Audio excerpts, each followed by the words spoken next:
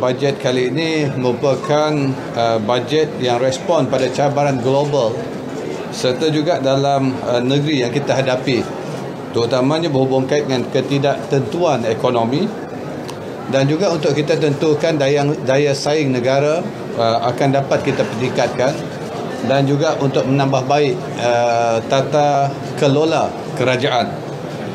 Kalau kita melihat juga daripada pembentangan tadi, kita melihat komitmen kerajaan di mana untuk kita fokuskan kepada kebajikan dan juga kesejahteraan rakyat Malaysia melalui prinsip madani. 3 tekad, iaitu pemacuan ekonomi yang terangkum dan mampan. Yang kedua, reformasi institusi dan tata kelola, iaitu untuk kita pulihkan keyakinan pelabur-pelabur kepada negara kita. Yang ketiga, keadilan sosial untuk menyederhana kesenangan hidup rakyat. Ini merupakan fokus-fokus yang telah dibentangkan tadi. Untuk itu kami di Kementerian Perdagangan dan Komoditi menyambut baik komitmen kerajaan ini, khususnya untuk kesejahteraan rakyat dan kemakmuran rakyat Malaysia, dan juga agenda pertumbuhan ekonomi. Kementerian kita merupakan kementerian yang kecil. Walaupun peruntukannya bunyi kecil, tapi maknanya besar. Untuk kita pastikan kita akan dapat meneruskan meningkatkan pendapatan negara kita melalui komoditi yang menyumbang sumbangan yang agak besar kepada KDNK negara kita. Sebab itu salah satu yang kita nak fokuskan ialah bagaimana kita nak tingkatkan pelibatan pekerja tempatan. Mengambil contoh Sime Darby, misal kata Sime Darby kini sudah meningkatkan pekerja-pekerja tempatan dalam sektor perdagangan, di mana gaji mereka sehingga RM3,000 dengan pelbagai kemudahan, termasuklah otomasi.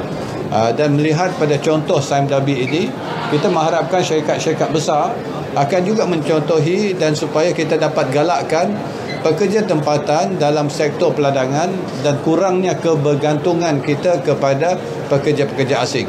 Ini menjadi salah satu fokus kita, supaya produktiviti juga akan dapat meningkat, dan akhirnya hasilan kita meningkat dan ekspor kita juga akan meningkat. Kalau kita melihat juga dalam konteks peruntukan ini, 50 juta diperuntukkan untuk grant sepadan untuk otomasi. Ini maknanya penekanan kita pada teknologi. 80 juta untuk menambah baik kelestarian industri sawit.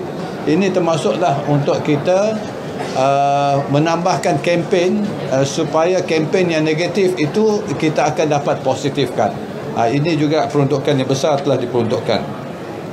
Manakala juga diperuntukkan dan diumumkan tadi 350 juta, iaitu untuk naikkan harga lantai getah khususnya daripada RM2.50 kepada RM2.70. 256 juta ini untuk sumbangan musim tengkujuh daripada RM600 kepada RM800. Ini untuk 4 bulan. 50 million juta ialah untuk kita menggunakan kaplam. Kaplam rubber lah, kaplam getah untuk kita maintenance jalan menggunakan kaplam modified asphalt. Yang ni sudah pasti akan dapat membantu menstabilkan harga getah dan sebagainya.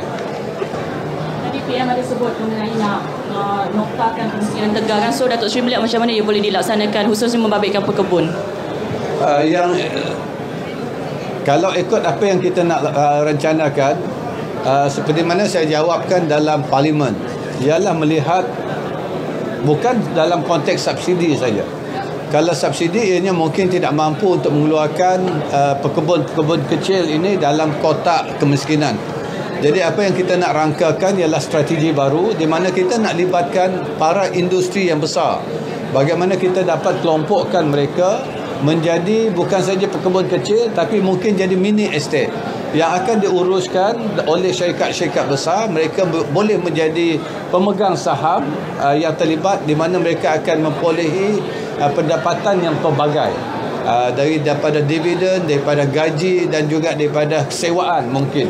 Ini sedang kita rangkakan. Kita sudah pun berbincang dengan beberapa syarikat. Secara prinsip ianya dipersetujui, tapi kita kena perincikan, dan rakan-rakan saya dan kementerian akan melaksanakan perincian ini bersama dengan syarikat-syarikat dan sebagainya.